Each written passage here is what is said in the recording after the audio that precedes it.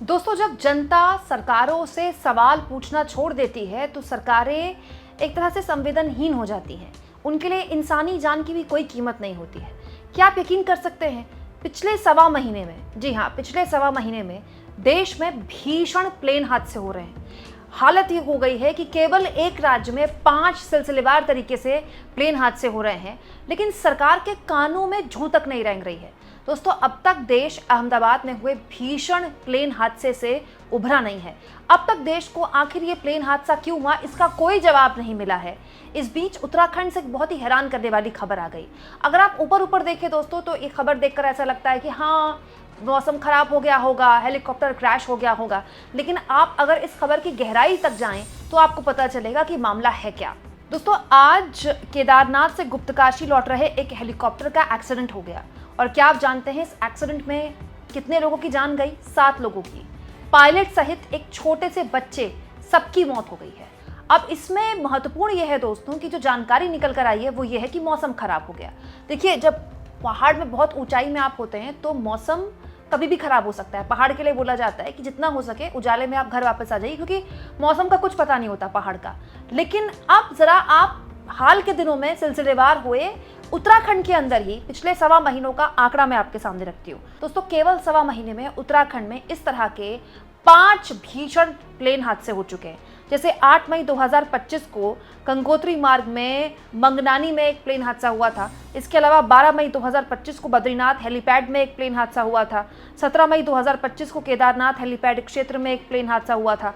7 जून 2025 को रुद्रप्रयाग के बड़ासू में एक प्लेन हादसा हुआ था और अब एक प्लेन हादसा हो गया। सिलसिलेवार तरीके से वजह अलग अलग हो सकती है, लेकिन एक ही राज्य में 5 प्लेन हादसे हो रहे हैं, लगातार हेलीकॉप्टर गिर रहे हैं।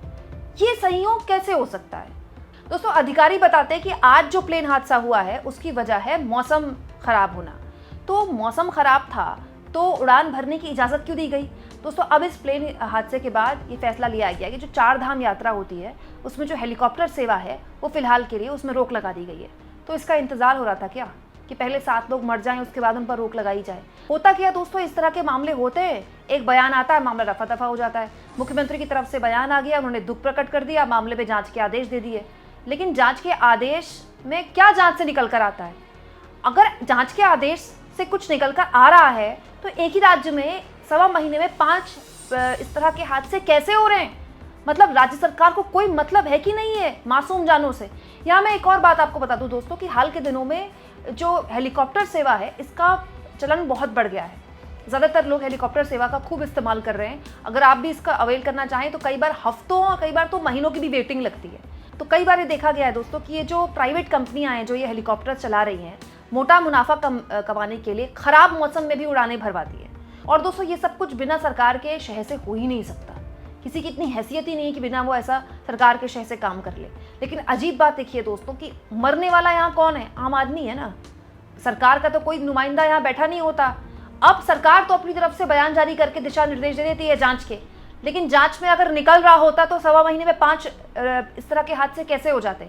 मतलब सरकार की इस मामले में कोई जवाबदेही नहीं है दोस्तों। अब तक इस देश को नहीं पता चला है कि अहमदाबाद में प्लेन हादसे की वजह क्या है। अब तो ब्लैक बॉक्स भी मिल चुका है। कल मैंने आपको ये खबर दिखाई थी जिसमें मैंने आपको बताया था कि नागरिक उड्डयन मंत्री सामने आए कल प्रेस कॉन्फ्रेंस में, और प्रेस कॉन्फ्रेंस में पत्रकारों के सवालों का जवाब भी नहीं दिया। आए, अपना संबोधन दिया और उठकर चले गए। जब पत्रकारों ने सवालों के जवाब लेने चाहे तो नागरिक उड्डयन मंत्री कहते हैं कि ये सही वक्त नहीं है सवालों का जवाब देने का। सुनिए उस वक्त क्या कहा था नागरिक उड्डयन मंत्री ने।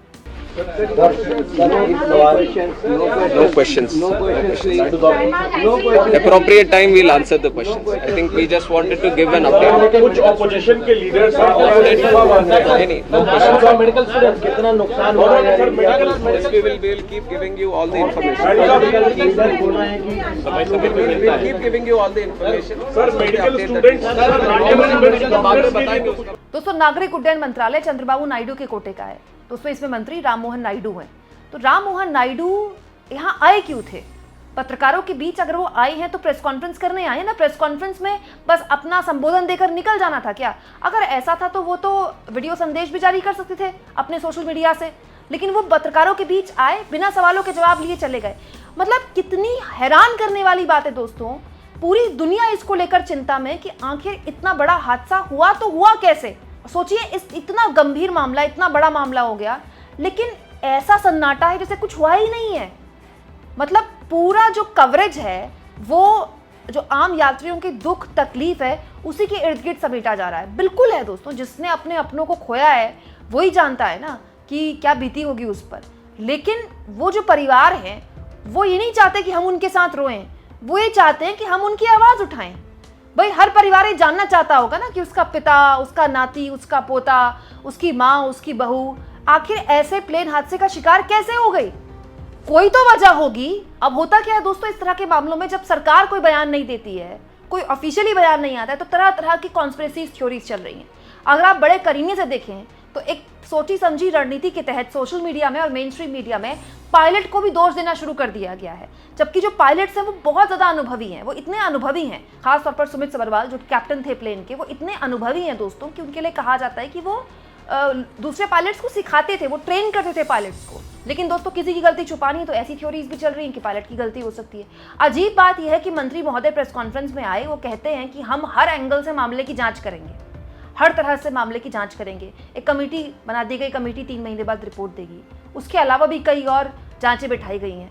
लेकिन ऐसा कैसे हो सकता है कि इस प्लेन हादसे को हुए करीब 2-2.5 दिन हो चुके हैं, कुछ तो जांच में निकला होगा, कुछ तो बताया जाना चाहिए। कम से कम उन परिवार वालों के लिए बता देना चाहिए, कम से कम उनके कलेजे को ठंडक तो मिलेगी। मतलब आप सोचिए दोस्तों, इस सरकार के अंदर उस प्लेन हादसे की गलतियां छुपाने की क्या इतनी जल्दबाजी थी। प्लेन हादसा हुए 24 घंटे भी नहीं हुए थे, अमित शाह घटनास्थल पर पहुंचे, उन्होंने कहा कि हादसों को हम कैसे रोक सकते हैं। मतलब जब केंद्रीय गृह मंत्री ही कह रहे हैं कि हादसों को नहीं रोक सकते, तो फिर व्यवस्था और सरकार की जिम्मेदारी क्या है। अब सोचिए, एक छोटा सा राज्य है उत्तराखंड, जहां पर पूरे देश से, पूरी दुनिया से उत्तराखंड की सरकार, वहां का प्रशासन कहता है कि आइए चारधाम यात्रा के लिए, उत्तराखंड बिल्कुल सेफ है। तो अगर आप पूरी दुनिया को, पूरे देश से यहाँ पर श्रद्धालुओं को बुला रहे हैं और हेलीकॉप्टर सेवाएं दे रहे हैं, तो फिर यह आपकी जिम्मेदारी बनती है कि नहीं बनती है कि आप उनको सुरक्षा दें।